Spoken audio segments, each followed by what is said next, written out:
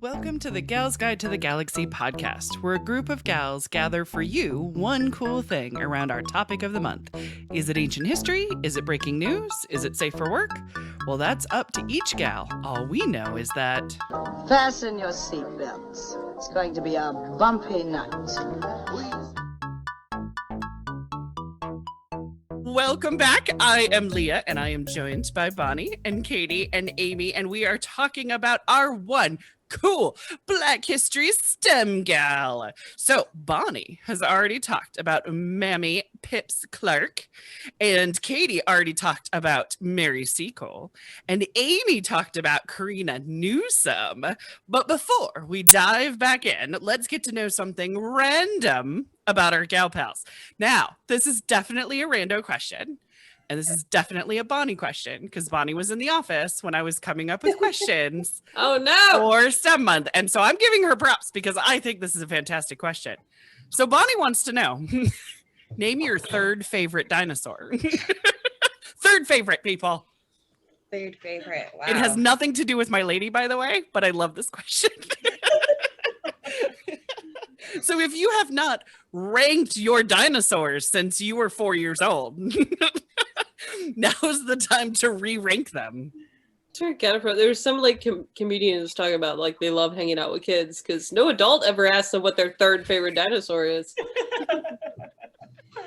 Well, I just want to say how upset I was like after I had a kid and realized that there's all these dinosaurs that I never learned about. Yeah, right. I don't know if they're new dinosaurs. It is probably there's new dinosaurs since you were a kid. My education was sorely lacking, but I remember watching the kids programming with Jonah and being like, "What the is that dinosaur? I've never heard of that."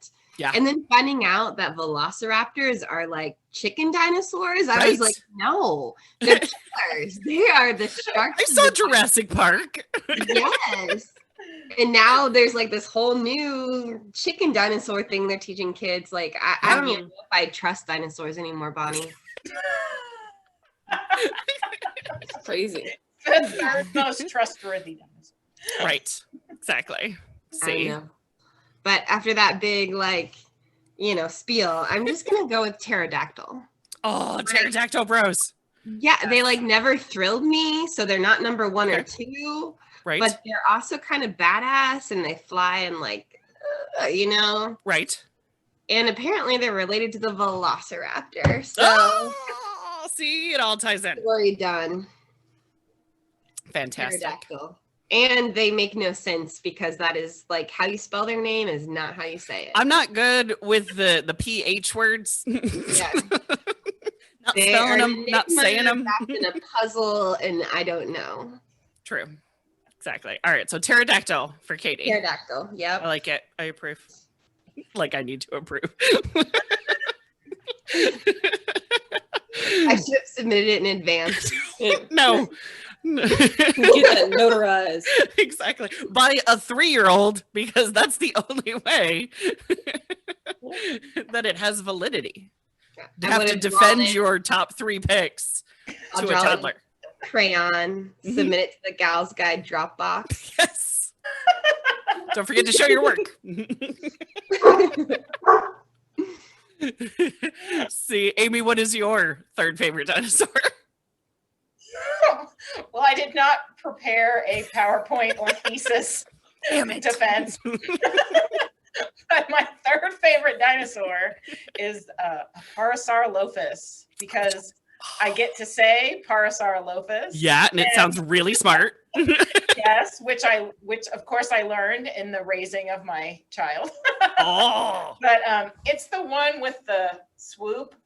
Oh, okay. It goes backwards. Nice. So it's cool looking, but it's also kind of dorky. So it's definitely not cool enough to be, top 2. Right. But it's dorky and funny and has a good name. So it's definitely cruising in the bronze medal. There you go. Bronze medal. I like it. Now it's the Olympics. So all right, my Bonnie. favorite one is always the Loch Ness monster dinosaur. Okay. The water dinosaur. Okay. I like the long necks. Yeah. The Brontosaurus. So I guess maybe the Is it the? No, I was gonna say Triceratops. Triceratops, is it just the horns, or are they the ones that have the triangles on their back too? Or is that? I thought they had the big cone and then the 3 horns. I don't know. Well, that's in their head. Whatever one that has like the big triangles on their back. Oh, Stegosaurus. Yeah. There we go. Heat up with that or whatever. Yes, that's right. I forgot about they're those. almost like plant dinosaurs. I don't know. There you go. They're like charged up. Badass like boulder scale. Like there's like the round like slam you rock thing. Oh, yeah. It's like a mace or something. Yeah. A mace. That's what I was going for. Those are top 5 for sure. Cool. Yeah. No, that's that's a good one. I didn't think of that one. Crappers. Okay. My number 1 is the T-Rex, only because I have T-Rex arms where my arms are not as long in proportion to my body, where I should be able to get things from shelves, but I have T-Rex arms. So therefore, spirit animal. Number 2 is the Brontosaurus, because it's a plant eater, right? Brontosauruses, plant eaters, right? Exactly. So a vegetarian dinosaur that's that big, fucking kudos. So my third favorite has to be the Triceratops, though. Because the Triceratops, for a variety of reasons, besides the 3 horns, it's like a 3-horned unicorn is where I go. But then also from Jurassic Park, it's the scene with, well, that's a lot of shit. And so, therefore, I'm like going, yep, nope, that's got to be the top ranking right there. What was it, like a year or 2 ago? People on the internet were, and I'm assuming these people or just young and weren't around when Jurassic Park like came out. They were freaking out over this picture of Steven Spielberg next to the Triceratops dinosaur. Yeah. And they're like, oh, cruelty. And I'm like, it's an animatronic. A fake dinosaur. Like, yeah. Did you ever see the one where the internet decided to blame Phil Tippett? So Phil Tippett is credited with the dinosaur supervisor. And so the internet had a meme of, Phil, you had one job. People died because you didn't supervise those dinosaurs, Phil. And I'm like, this is great. Phil, and that's the only reason why I know who Phil Tippett is because he was credited and then called out as a dinosaur supervisor. I saw one. Never see Spielberg with that shark. I know, right? I saw one recently, like a little theory about Jurassic Park. They're like, you see that gate, like how big that gate, they're like, I don't think they ever intended to keep them in the park. Oh, giant door, dinosaur-sized door. Right. Like, just a ruse, because there is that giant dinosaur door, but then right next to it is some easily jump overable fencing. Yeah, Phil Tippett. He had one job. Did not do his job. All right, so mine in no way segues to my one cool gal. However, I couldn't resist an adorable question like that. So my gal is an aerospace oh man, it has too many PH words. Psychophysiologist. There you go. Those 2 things. She basically invented a job using psychology to help astronauts through training without puking their guts out in their space helmets. So this is my lady. Patricia Cowing is my fantastic lady. And I will tell you her amazing journey and give you some tips and tricks of how not to puke in your spacesuit. Because, you know, we all want to go to space camp, right? Space camp. Yes. So in Patricia's early days, her parents encouraged her to follow her bliss, which is amazing. And we got to give props to that for parents who encourage you to follow your bliss. And that led her to puke? Well, it will. Just follow along. Hold on a second. Well, kind of, because Patricia grew up in the Bronx. I don't think that segues well, but you know what I'm saying. The subway's a dangerous place. Um, but Patricia's mom was an assistant preschool teacher, and her father owned a grocery.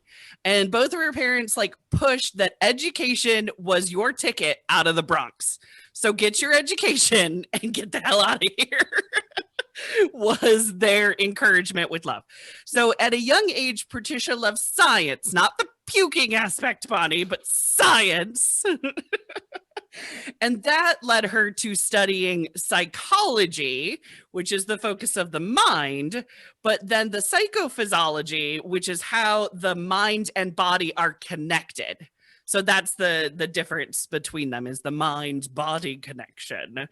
Now, Patricia's aunt was also a psychologist, but there was this engineering class that was in Patricia's grad school. And in that class, you were supposed to design equipment that the astronauts would use in the space shuttle. And she really wanted to get into this class, but she was not an engineer, and she didn't have any basis of engineering classes whatsoever.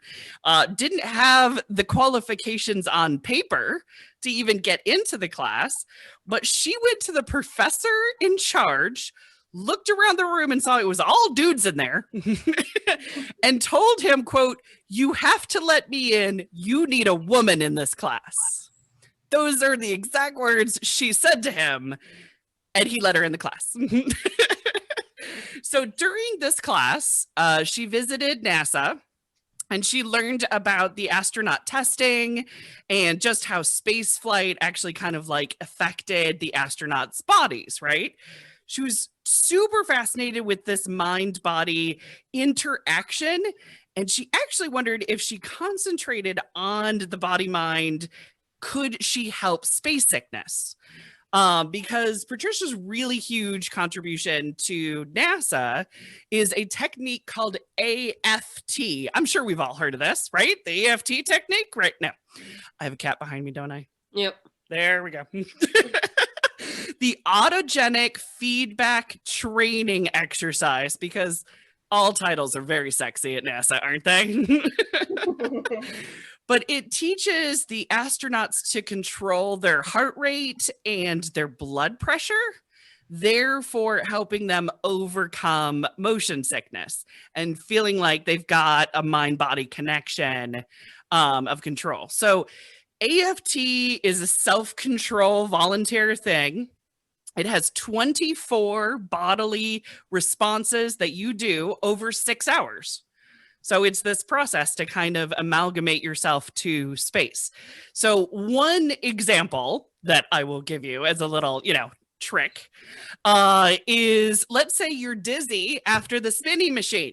You know, the centrifuge thing when they spin you around and around, because we do that all the time, right? Are you talking about the scrambler?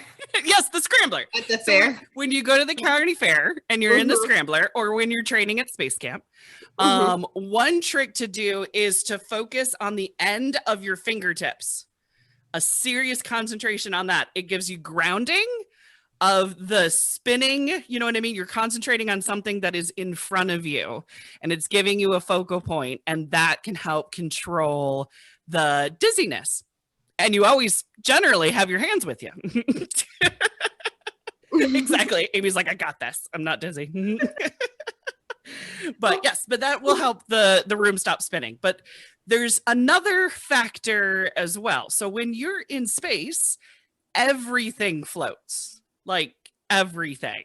The human body has fluid in it, like blood and inner ear fluid. It's all floating as you're in space, right?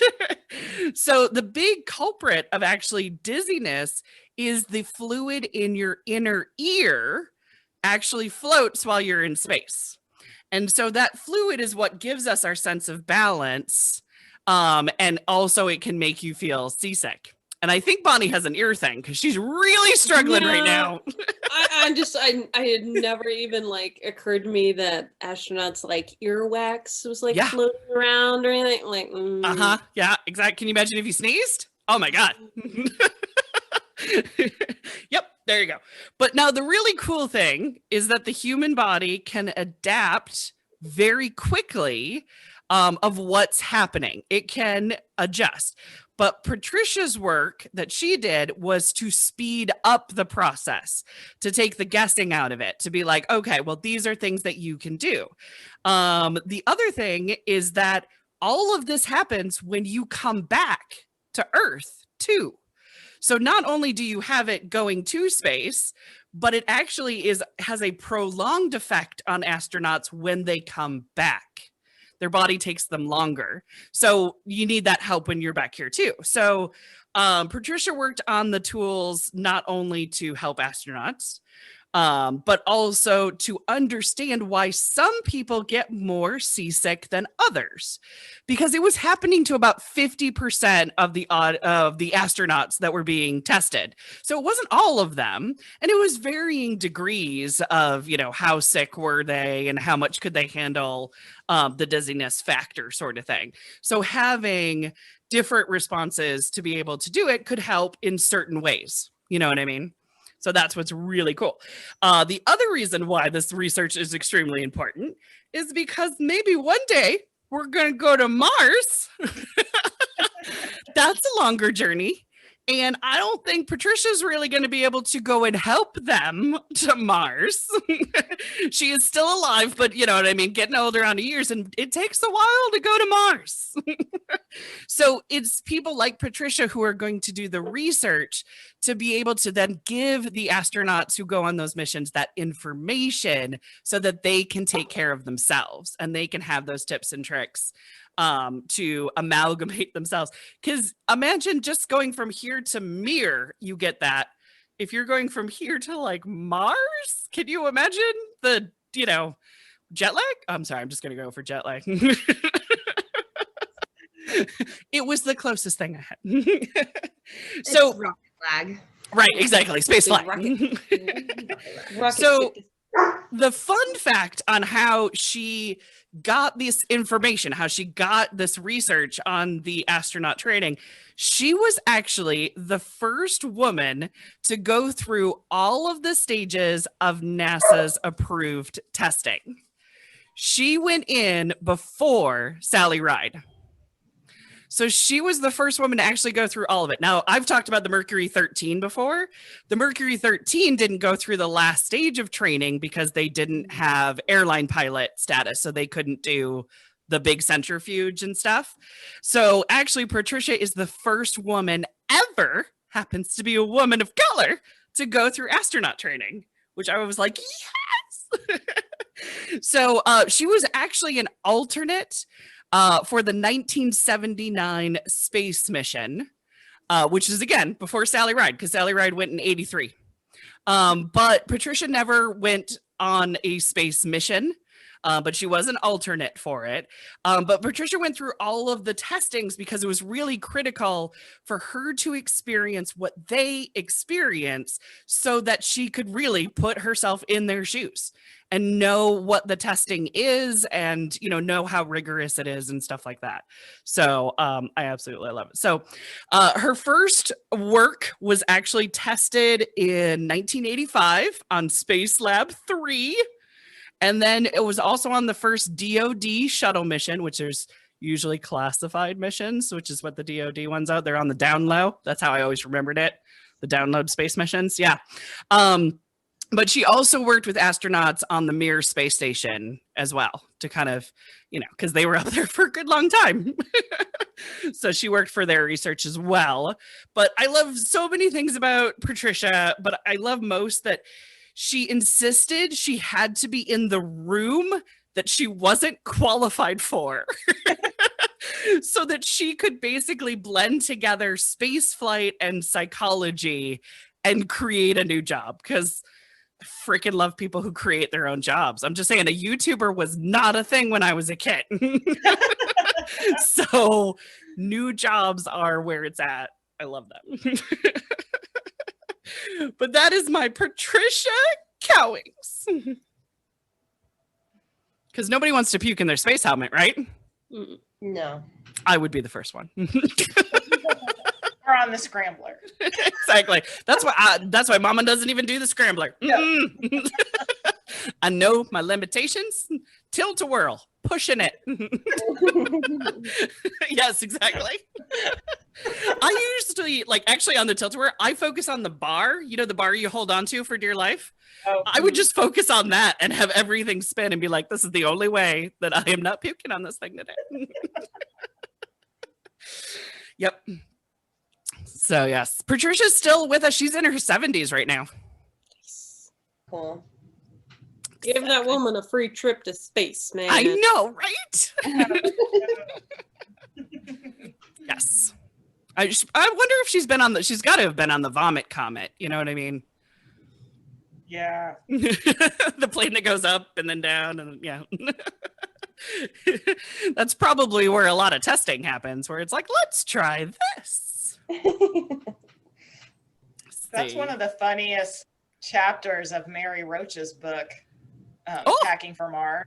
Yeah, when she gets to go on the vomit comet. Oh, did she? Yeah, Katie loves Mary Roach books. I love them. Oh, sweet. What was that one? I don't think I know that one. Packing for Mars. Packing for Mars. Yes, and she goes. Yeah, she probably mentions your gal because she talks a lot about the practicalities of space life. Yes. Like how do you poop? Yeah, right. Gravity to. Very carefully. In a bag, according to John Glenn. Mhm. It's a really romanticized process of you shit in a bag. But it's just it's the actual. She talks about like that the physical mechanics of it because there's no gravity, and like you said, everything floats inside your body. All of it. So like in your intestines are going this way. Yes. Yeah. And they don't necessarily want to go that way. Yep. Exactly. Yeah, it's fascinating, the things that of course we have to once again invent because we're going to space. There's so many ladies to celebrate. I absolutely love it. Well, that does wrap us up for this month's celebration of Black History, Women in STEM. So stay tuned because next Monday, we are going to roll up our sleeves and get a job on the Riveter line. That's right, as we shine a spotlight on wartime women. For show notes, links, and images from this week's show, visit galsguide.org. Want exclusive stuff like deleted bits and major bloopers? Become a Gals Guide patron today. Thanks for listening.